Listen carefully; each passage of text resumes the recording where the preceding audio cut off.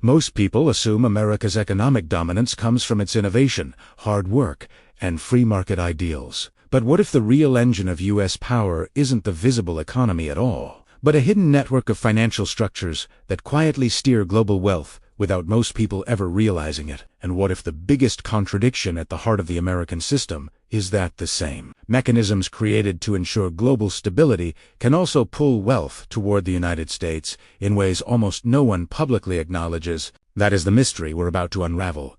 And the truth is far stranger than it appears on the surface. To understand how this quiet system works, we must go back to a time when America wasn't yet the global economic superpower we know today. In the early 20th century, the U.S. economy was expanding rapidly, yet its financial system was fragile. Bank failures were common, currency values fluctuated wildly, and no institution existed to coordinate national monetary policy. These weaknesses became impossible to ignore after the Panic of 1907, when a sudden credit collapse nearly brought the country to its knees. That crisis forced America's political leaders and financial elites to rethink their entire approach to monetary control. It was in this environment that the Federal Reserve was born in 1913, not as a fully public institution, but as a hybrid network linking government authority with private banking interests. Few people understood what this structure meant at the time, but it created a dynamic where national policy would always be shaped by a mix of public goals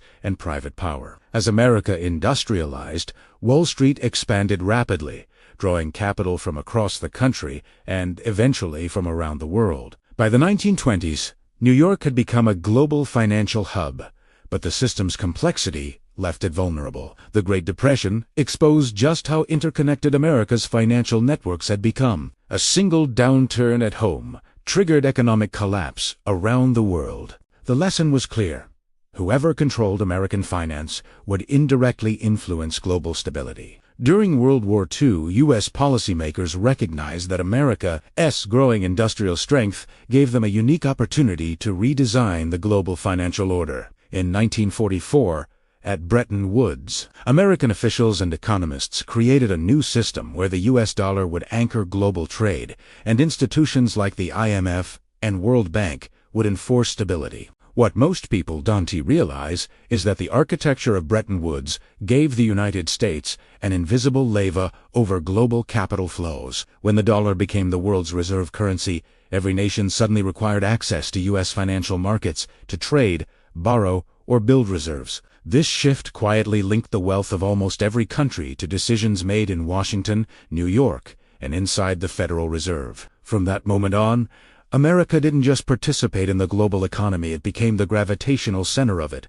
In the decades after the war, American policymakers used this advantage to rebuild Europe and Japan while strengthening their own financial position. The Marshall Plan, the rise of multinational corporations, and the global expansion of U.S. banks all fed into a system where dollars flowed outward but profits, interest, and influence flowed back in. This set the stage for the next major turning point, one that would reveal just how powerful America's financial networks had become. By the late 1960s, the United States faced a dilemma.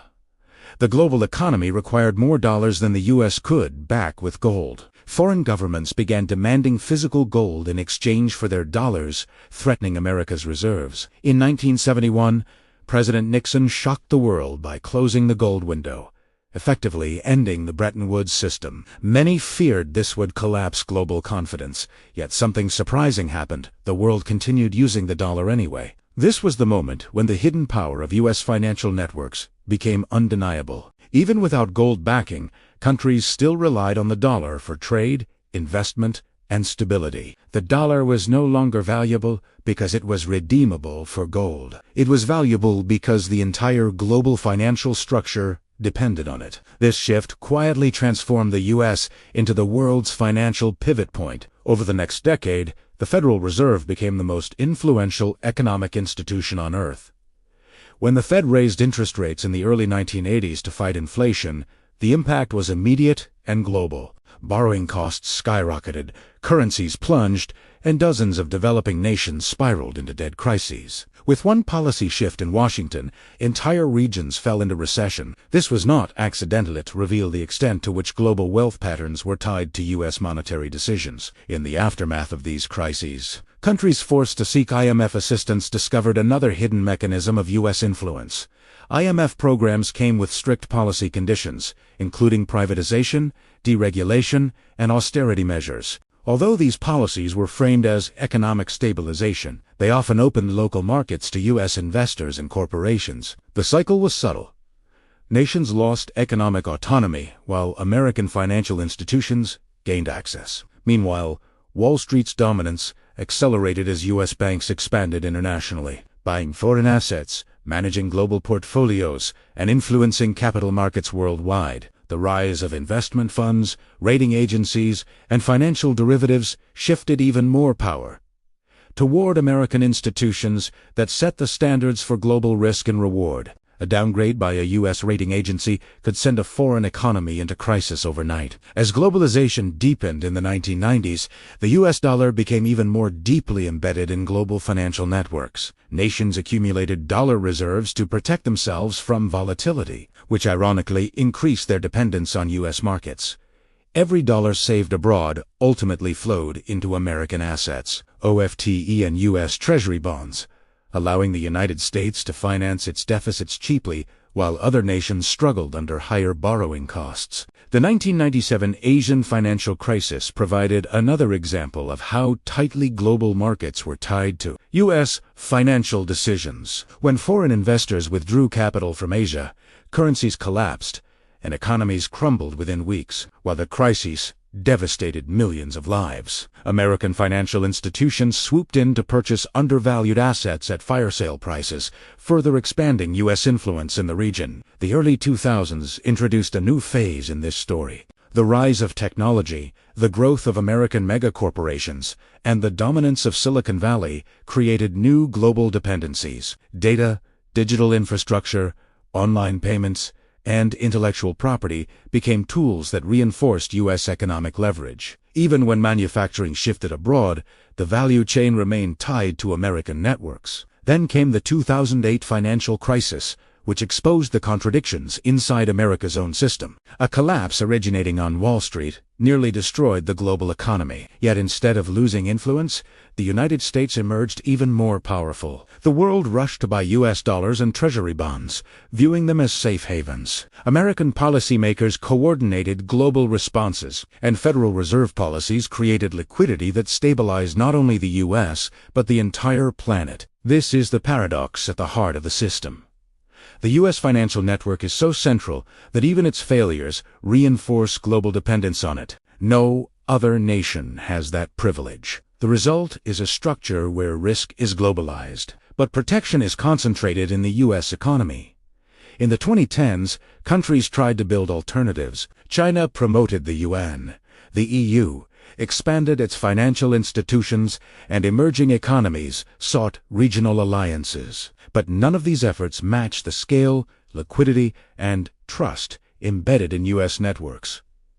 Even today, nearly 60% of global reserves are held in dollars, and more than 80% of international transactions involve the dollar in some way. American financial power also operates through a system of offshore banking networks, correspondent banking channels, and global payment systems dominated by U.S. oversight. When the United States imposes sanctions, even nations with no direct ties to America are affected because the global flow of dollars passes through U.S. regulated checkpoints. This gives the U.S. government unparalleled leverage over both allies and rivals. The influence extends to technology giants that control global platforms, cloud infrastructure, and financial data. Companies like Apple, Google, Amazon, and Meta not only dominate markets, but shape digital ecosystems. Their valuation and reach reinforce Wall Street's dominance, creating loops where wealth, innovation, and influence circulate through U.S. channels.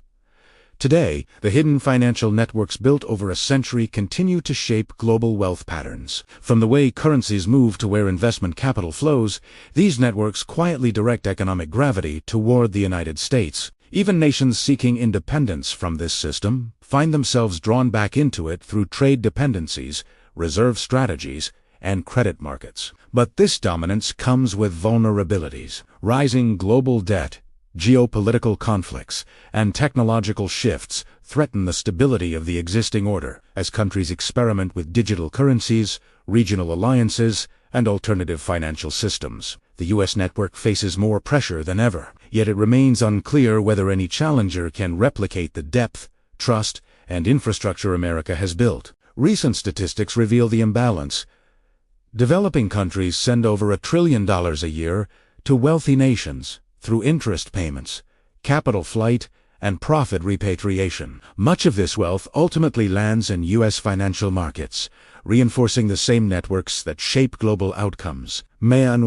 Financial volatility continues to expose how tightly the fate of the world remains tied to decisions made in Washington and on Wall Street. The result is a global economy where influence flows through invisible channels payment systems, credit lines, interest rates, and investment rules structured around American leadership. Understanding these networks is essential for recognizing why global inequality persists and why shifts in U.S. monetary policy send shockwaves across continents. The first key takeaway is that U.S. economic power is not just based on industry or innovation, but on a vast financial infrastructure that quietly guides global capital flows. These networks operate so deeply in the system that they function even when the U.S. faces internal crises. The second takeaway is that global wealth patterns are shaped by mechanisms that seem neutral on the surface: reserve currencies, credit ratings, and payment systems.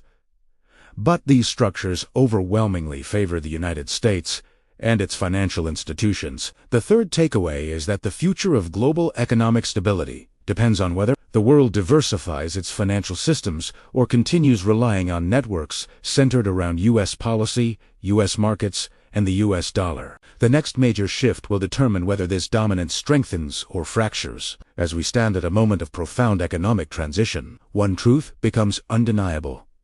The forces that shape global wealth are far more complex and far more interconnected with American power than most people realize. If you want to keep exploring the hidden mechanisms that drive the world economy, stay curious, look deeper, and join us as we uncover the systems that quietly influence the fate of nations.